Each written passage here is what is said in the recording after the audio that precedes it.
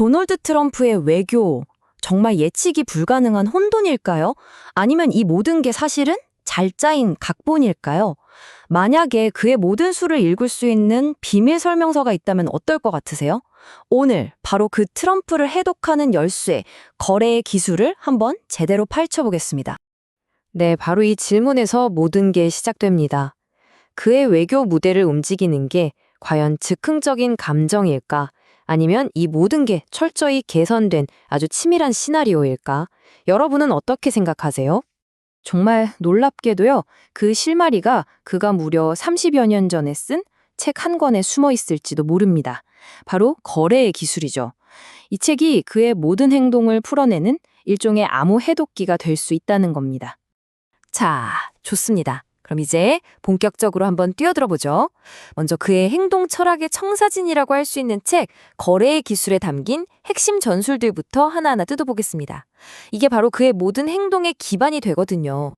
자, 화면에 나오는 이 11가지 전술을 한번 보세요. 통 크게 생각해라. 최악의 경우를 대비하라. 지렛대를 활용하라. 언뜻 보면 그냥 평범한 비즈니스 조언 같잖아요. 근데요, 이 원칙 하나하나가 그의 외교 정책에 정말 소름 돋게 그대로 녹아들어 있습니다. 특히 저기 맞서 싸워라 같은 부분은 그의 공격적인 무역 정책을 바로 떠올리게 하죠. 이게 바로 통 크게 생각하기 원칙의 핵심인데요. 처음부터 아예 불가능해 보이는 목표를 툭 던지는 거예요. 그러면 협상의 판 자체가 완전히 자신에게 유리하게 기울어지는 거죠. 상대방이 생각하는 기준점, 그 출발선 자체를 뒤흔들어 놓는 겁니다. 그리고 이 부분이 정말 흥미로운 지점입니다. 바로 지렛대의 중요성인데요. 나는 이 협상 없어도 아쉬울 거 없어 라는 태도. 언제든 이 판을 엎고 나갈 수 있다는 걸 보여주는 거죠. 이게 사실 상대방을 압박하는 가장 강력한 무기 중 하나입니다. 절박하지 않다는 것 그 자체가 엄청난 힘이 되는 거예요. 자, 그럼 이제 이 책 속에 있는 이론들이 어떻게 현실 세계, 특히 아주 복잡한 국제정치 무대에서 그대로 구현되는지 한번 살펴보겠습니다. 부동산 거래 기술이 국가 간 외교에 쓰인다니 생각보다 훨씬 더 닮아 있습니다. 책에 나온 맞서 싸워라는 원칙, 이게 현실에선 어떻게 나타났을까요? 바로 이겁니다. 경쟁국인 중국은 물론이고요. 캐나다, 멕시코 같은 핵심 동맹국에게까지 정말 전례 없는 관세 폭탄을 터뜨렸죠. 그에게 무역은 상생이나 협력이 아니에요. 무조건 내가 이겨야 하는 제로섬 게임인 겁니다. 그의 협상 방식을 보면요. 이렇게 일정한 패턴이 보입니다. 1단계, 일단 상대를 아주 강하게 위협합니다. 2단계, 이걸 지렛대 삼아서 협상 테이블로 끌어들이죠. 그리고 마지막 3단계, 합의가 이루어지면 SNS 같은 걸로 내가 엄청난 승리를 거뒀다고 대대적으로 선언하면서 다음 협상을 위한 유리한 고지를 점하는 겁니다. 이게 절대 충동적인 게 아니라 계속 반복되는 하나의 전략인 거죠. 자, 이제 한 걸음 더 깊이 들어가 볼까요? 이런 예측 불가능해 보이는 행동들 뒤에는 과연 어떤 심리가 작용하고 있을까요? 여러 연구들은요, 우리가 눈으로 보는 것보다 훨씬 더 복잡한 내면의 메커니즘이 있다고 분석합니다. 그 핵심은 바로 이 승리 프레임 서사라는 개념이에요. 이게 뭐냐면 쉽게 말해서 결과가 어떻든 간에 무조건 우리가 이겼다고 선언해버리는 겁니다. 설령 협상이 좀 불리하게 끝났어도 이건 역사상 엄청난 승리다라고 포장하는 거죠. 이렇게 하면 지지자들은 열광하고 복잡한 정책 내용은 아무도 따져보지 않게 되는 효과가 있습니다. 이 차트를 보시면 그의 의사결정 방식이 얼마나 독특한지 딱 보입니다. 보통 정책 결정은 데이터를 차근차근 분석해서 합리적으로 하잖아요.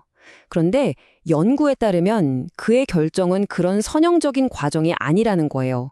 오히려 극심한 압박감 속에서 감정이 폭발하면서 갑자기 팍 튀어나오는 전략적 도약에 가깝다는 분석입니다. 그리고 그 도약은 이 4단계 과정을 거친다고 합니다. 먼저 복잡한 문제로 인지적 과부하 상태에 빠집니다. 그러면 긴장과 분노 같은 감정이 막 격해지고요. 그 다음엔 비언어적인 행동, 제스처 같은 걸로 지배력을 과시한 뒤에 갑자기 누구도 예상치 못한 정책을 딱 발표하는 시기죠. 이것이 바로 그의 예측 불가능성의 비밀이라고 할 수 있겠습니다. 자, 그럼 이런 심리적인 전략과 전술들을 가지고 그가 만들려는 세상은 과연 어떤 모습일까요?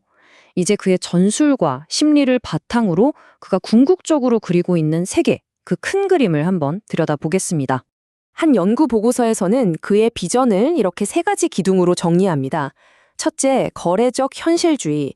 이건 동맹과의 오랜 의리나 가치보단 당장 우리에게 얼마의 이익이 되는지를 따지는 겁니다. 둘째, 전략적 팽창주의. 그린란드 매입 시도처럼 돈으로라도 미국의 영토나 영향력을 직접적으로 넓히려는 시도죠. 그리고 이 모든 걸 관통하는 마지막 원칙, 바로 미국 우선주의입니다. 이런 거대한 변화의 흐름 속에서 그렇다면 우리 대한민국은 어떤 도전에 직면하게 될까요? 이제 이 분석을 우리에게 가장 중요하고 또 현실적인 문제로 가져와 보겠습니다. 이 표가 우리가 처한 복잡한 상황을 정말 잘 보여주는데요. 보세요. 방위비 문제는 무역 문제와 직접 연결되어 있죠. 또 미국의 기술 보호주의는 우리 경제의 심장인 반도체 산업을 위협합니다. 북한 문제에서는 주도권을 잃을 수 있는 코리아 패싱의 위험이 있고요. 미중 사이에서는 아슬아슬한 줄타기를 해야만 합니다. 말 그대로 네 가지 딜레마가 서로 얽히고 설켜 있는 정말 어려운 상황인 겁니다. 그렇다면 우리의 대응 카드는 무엇이 있을까요? 전문가들은 몇 가지 방향을 제시합니다. 첫째, 방위비를 단순히 돈으로만 계산하는 프레임에서 벗어나야 한다는 겁니다. 우리의 기술력이나 정보자산 같은 비금전적 기여를 공식적인 협상 카드로 만들어야 한다는 거죠. 둘째, 반도체 같은 핵심 산업에서 그 누구도 흔들 수 없는 기술 주권을 확보해야 합니다.